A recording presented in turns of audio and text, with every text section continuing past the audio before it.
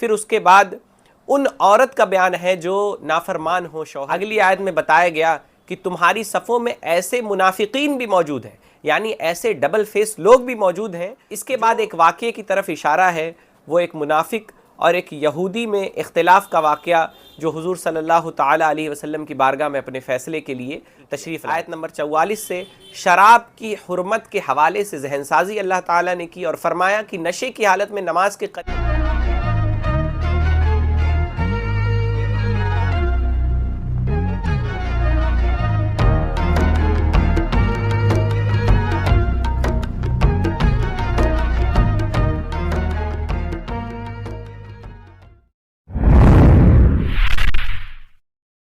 بسم اللہ الرحمن الرحیم۔ ناظرین کرام، میں محمد انس قادری رمضان المبارک کی خصوصی پیشکش خلاصہ قرآن کی 5ویں کڑی لے کر آپ کے سامنے حاضر ہوں۔ اس میں انشاءاللہ تعالی ہم لوگ قرآن مجید کا 5واں پارہ والمحصنات کا خلاصہ جاننے کی کوشش کریں گے۔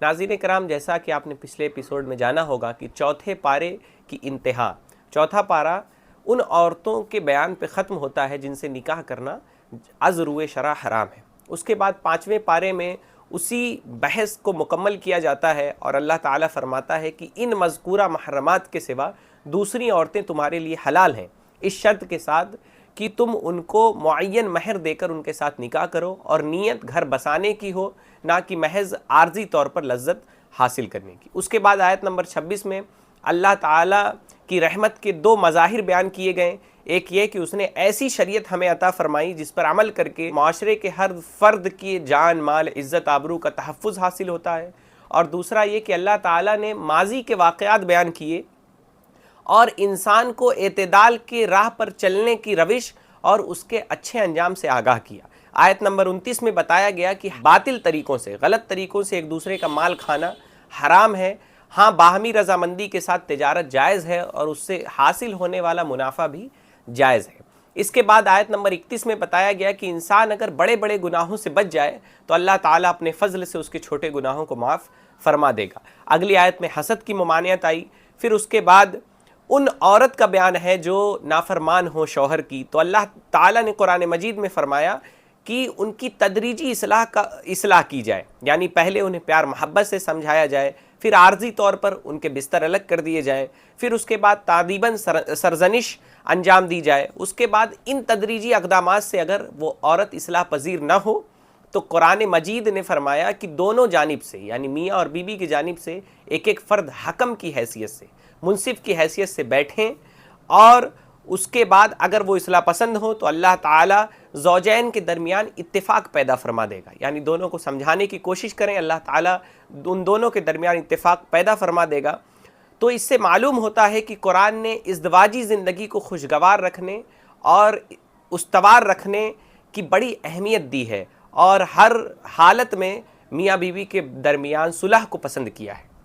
اس کے بعد آیت نمبر 41 سے ایک لرزہ دینے والا مضمون شروع ہوتا ہے کہ روز قیامت ہر امت پر اس کے رسول بطور گواہ لائے جائیں گے اور نبی کریم صلی اللہ تعالیٰ علیہ وسلم کو اپنی امت کے خلاف گواہ کے طور پر لایا جائے گا، اور آپ گواہی دیں گے کہ یا اللہ، میں نے ان تک تیرا پیغام پہنچا دیا تھا اور انہوں نے اس کی شہادت بھی دی تھی، اب ان کی ذمہ داری ہے کہ عمل کیا یا نہیں کیا۔ آیت نمبر 44 سے شراب کی حرمت کے حوالے سے ذہن سازی اللہ تعالیٰ نے کی اور فرمایا کہ نشے کی حالت میں نماز کے قریب نہ جانا، کہ مدہوشی کے عالم میں کوئی غلط اور نازیبہ بات منہ سے نکل جائے۔ اس کے بعد جنابت اور تیمم کے مسائل ذکر کیے گئے، پھر یہودیت کی مکروہ ذہنیت کا پردہ چاک کرتے ہوئے ان کی بعض سازشوں اور خرابیوں کو بیان کیا گیا۔ اس کے بعد امانت کو ان کے حقداروں تک پہنچانے کا حکم دیا اور اللہ تعالیٰ، اس کے رسول اور اولو الامر کی اطاعت کی تلقین فرمائی گئی۔ اس کے بعد ایک واقعے کی طرف اشارہ ہے، وہ ایک منافق اور ایک یہودی میں اختلاف کا واقعہ جو حضور صلی اللہ تعالیٰ علیہ وسلم کی بارگاہ میں اپنے فیصلے کے لیے تشریف لائے تھے۔ اس کے بعد آیت نمبر 60 سے لے کے 63 تک منافقین کی اطاعت رسول سے گریز کی مجرمانہ روش، یعنی جو منافقین تھے وہ اطاعت رسول کی جو مجرمانہ روش اور ان کے مکروہ چالوں اور دو رخے پن کا ذکر کیا گیا کہ بظاہر تو وہ رسول پاک صلی اللہ علیہ وسلم کی اطاعت کے حامی ہیں، لیکن اصلاً وہ رسول پاک صلی اللہ علیہ وسلم اور دین اسلام پر ایمان نہیں رکھتے تھے۔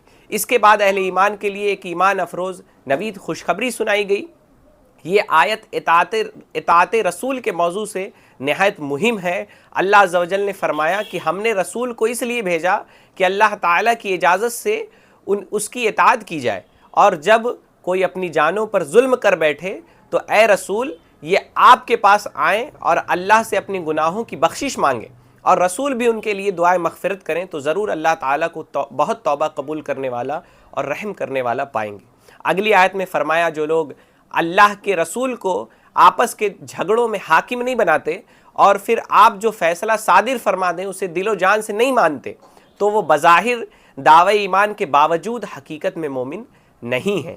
پھر آیت نمبر 69 سے بتایا گیا کہ اللہ اور اس کے رسول کی اطاعت کرنے والے اللہ کی انعام یافتہ بندوں، نبیوں، صدیقین، شہداء اور صالحین کے ساتھ جنت میں ہوں گے۔ اگلی آیت میں بتایا گیا کہ تمہاری صفوں میں ایسے منافقین بھی موجود ہیں، یعنی ایسے ڈبل فیس لوگ بھی موجود ہیں جو قتال اور محاذ جنگ سے پیچھے رہنے والے ہیں۔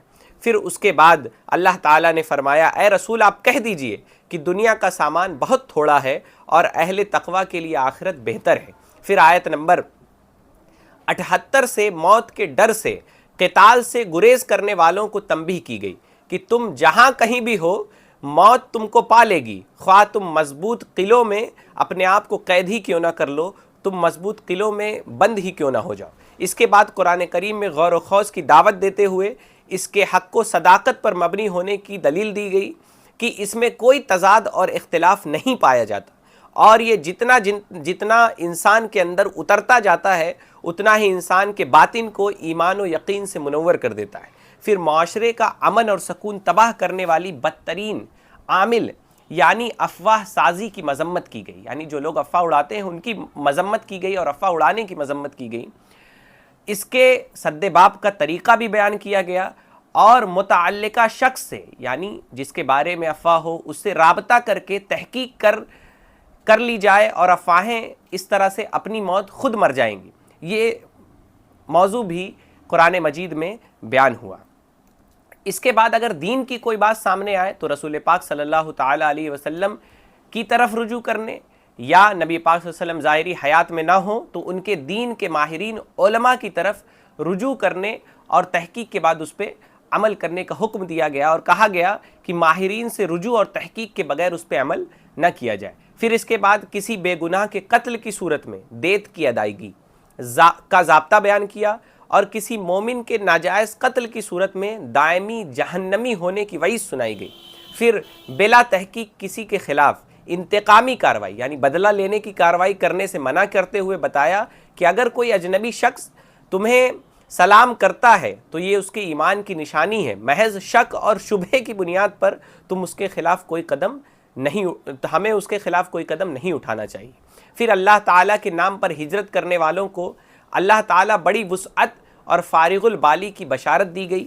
اس کے بعد ہر حال میں عدل و انصاف کا مظاہرہ کرنے کی تلقین کی گئی۔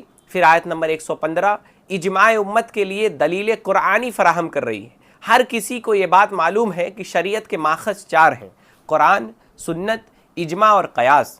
اجماع امت کو اس آیت میں سبیل المؤمنین یعنی مومنوں کا راستہ کہا گیا، سبیل المؤمنین مومنوں کا راستہ کہا گیا۔ فرمایا کہ جو کوئی مومنوں کے راستے کو چھوڑ کر یعنی مومنوں کے متفقہ فیصلے کو رد کر کے کوئی الگ روش اختیار کرے اور اپنی 1.5 اینٹ کی علیحدہ مسجد بنائے تو دراصل نبی کریم صلی اللہ علیہ وسلم کی امت میں انتشار پیدا کرنے کا وہ مجرم ہوگا۔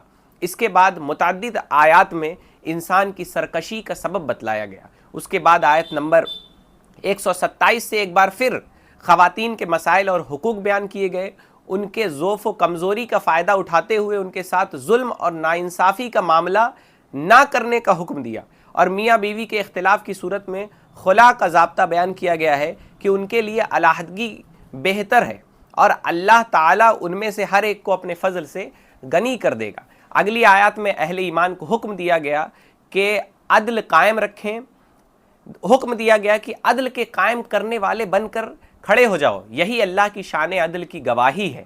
عدل کرتے وقت یہ نہ دیکھو کہ اس کا نقصان کس کو پہنچ رہا ہے، کوئی قرابت دار ہو، کوئی رشتہ دار ہو یا غیر ہو یا مالدار ہو یا فقیر ہو، اللہ تعالیٰ اس کا زیادہ خیر خواہ ہے۔ یعنی عدل کرتے وقت، انصاف کرتے وقت یہ نہ دیکھا جائے کہ کوئی ہمارا قرابت دار ہے یا دور کا ہے، امیر ہے، غریب ہے، اس بات کا لحاظ نہ کیا جائے۔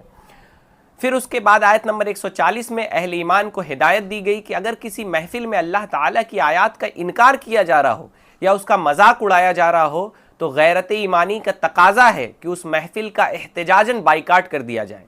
نیز جس مجلس میں کوئی گناہ ہو رہا ہو اسے روکنے کی کوشش کی جائے، اگر روکنا ممکن نہ ہو تو ناراضگی کا اظہار کرتے ہوئے وہاں سے اٹھ جانا چاہیے۔ جو ایسی مجلس میں بیٹھا رہے گا وہ بھی دراصل ان مجلس والوں کی طرح ہی شمار کیا جائے گا۔ پھر بتایا گیا کہ منافق اللہ تعالیٰ کو دھوکہ دینے کی کوشش کرتے ہیں، اپنے گمان میں منافق اللہ تعالیٰ کو دھوکہ دینے کی کوشش میں اپنے آپ ہی کو دھوکہ دے رہے ہیں۔ منافق یہ سوچتے ہیں کہ ہم اللہ کو دھوکہ دے رہے ہیں، لیکن فرمایا کہ وہ خود اپنے آپ کو ہی دھوکہ دے رہے ہیں۔ یہ لوگ نماز میں سستی، اللہ تعالیٰ کے ذکر سے پہلو تہی کرتے ہیں، تذبذب کا شکار رہتے ہیں، نہ ادھر کے نہ ادھر کے۔ یہ جہنم کے سب سے نچلے طبقے میں ڈالے جائیں گے۔ مسلمانوں کے مقابلہ میں کافروں سے دوستی اور گٹھ جوڑ کی اجازت نہیں ہے۔ کافروں کو مسلمانوں پر کسی طرح بھی فوقیت نہیں دی جا سکتی۔ یہ لوگ اگر توبہ کر کے اپنا طرز عمل درست کر لیں تو ان کا شمار بھی مومنین کے ساتھ ہو سکتا ہے۔ اگر تم ایمان کے تقاضے پورے کرتے رہو اور اللہ کا شکر ادا کرتے رہو تو اللہ تعالیٰ تمہیں عذاب دے کر کیا کرے گا؟